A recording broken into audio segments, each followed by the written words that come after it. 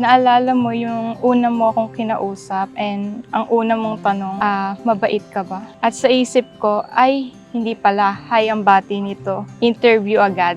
Di ko alam ang sasagot pero ang sigurado ako noon, gusto kitang makilala. Erica, salamat dahil pinili mo akong samahan sa buhay na to.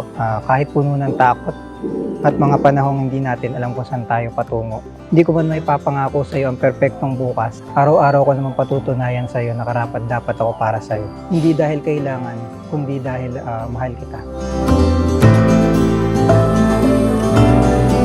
Hanggang dumating yung araw na tinanong mo kung pwede ba tayong lumabas, sinundan ng pwede ba akong manligaw, hanggang sa naging pwede na bang maging tayo. At sa huli, ang tanong mo na hindi ko makakalimutan, will you marry me?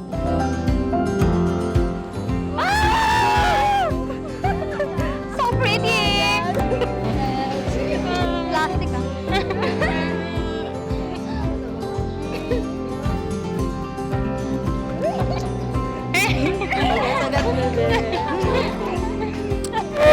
Pogi! Idol! Congrats po! Idol! Salamat. Mamas ko po!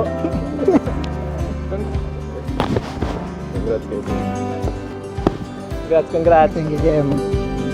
Dahil ikaw ang tahanan ko. At kung hindi ikaw, hindi na lang. At kung hindi tayo, wag na lang. At kung wala ka, hindi ko na alam kung sino pa ako. At kahit ulitin man ang buhay ko, kahit ilang ulit pa, ikaw at ikaw pa rin ang pipiliin ng puso ko. At kahit dalin man ako ng tadhana sa ibang landas, hahanapin pa rin kita sa ingay, sa katahimikan, sa dilim at kahit saan. Dahil hindi ako papayag na mayroong bersyon ng mundong to na hindi tayo ang magkasama hanggang dulo. Nauusan na lang tao. Congrats po! Congrats! Thank you.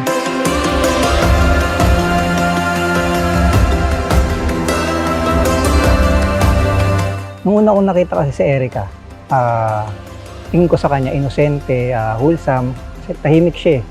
Palakad-lakad lang siya sa gilid, ganyan. Hindi siya namamansin eh, introvert. Ano ko napansin sa kanya yung mata niya. Yun yung nag-captivate talaga sa akin. Si Mark Dave Cruz, nung una ko siyang nakita, masungit siya, snob. Pero nung kinausap niya ako, actually weird kasi tanong niya sa akin is, mabait ba ako? Parang ang dating is parang interview siya. Fades into the wind and my heart is Ano kaya yan? iPhone 20! Gosh! Ay, ang ganda naman! Rolex! Relax pa yan, relax! Ano ba yan? Kuya, nagbibigay pa ng bomba eh. Baba. Baka kotse. Oh, platas! Nagsimula sa platas na nilista ko pa sa tindahan hanggang sa ikaw na ang kasama ko sa simbahan. Well, marami kasing definition ng love eh. It varies from person to person eh. Pero para sa akin eh, yun yung taong di mo kayang mabuhay na wala siya. Kaya naman, yun yung taong magpapa-improve sa'yo para maging mas mabuting tao. Magbibigay rason para magpatuloy sa buhay kahit madaming rason para sumuko. Kahit hindi kayo masaya parehas, may darating na pagsubok sa inyo, still gusto niyo yung isa't isa, patuloy pa rin kayong nagmamahalan.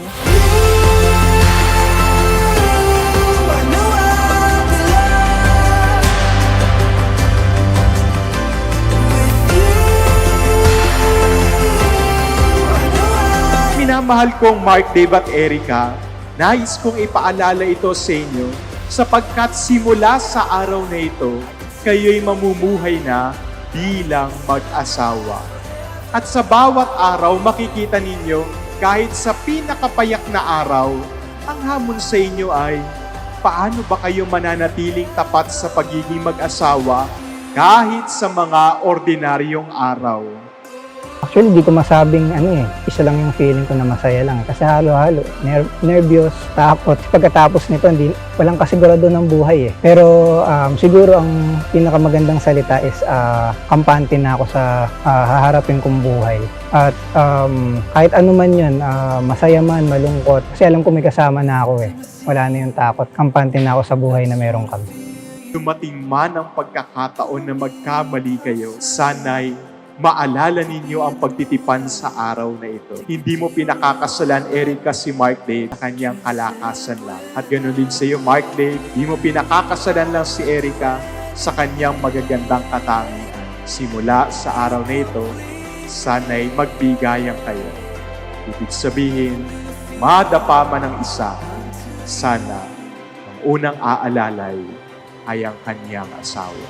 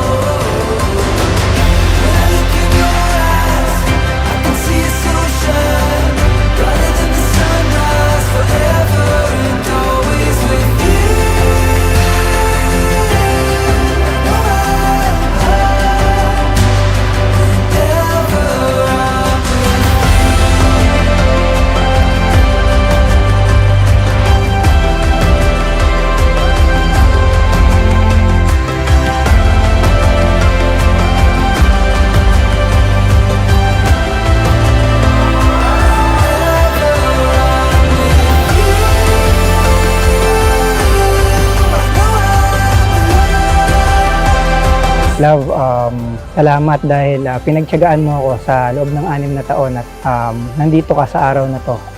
Kasama ko, kasama ng pamilya natin. Maraming salamat sa lahat. Simula pa nung walang-wala ako at hanggang sa point na to, hindi mo ako iniwan. Yung mga pangako sa'yo, alam mo na yon. Sinisigurado ko na tutuparin ko lahat yon hanggang sa huling hininga ko. Yun, mahal na mahal kita. Hanggang dulo, yun ang pangako ko. Hi, love. Thank you so much kasi tinupad mo yung gusto ko. Actually, okay lang sa'yo lahat, kahit saan ikasal. Pero sinunod mo yung gusto ko na mag-church wedding tayo. Sobrang salamat ko para doon. Grabe yung suporta mo sa akin. And ganun din yung gagawin ko sa'yo. Susuportahan kita kahit anong mangyari. And nandito lang ako para sa'yo. Yun lang. I love you. Palakpakan po natin ang bagong kasal.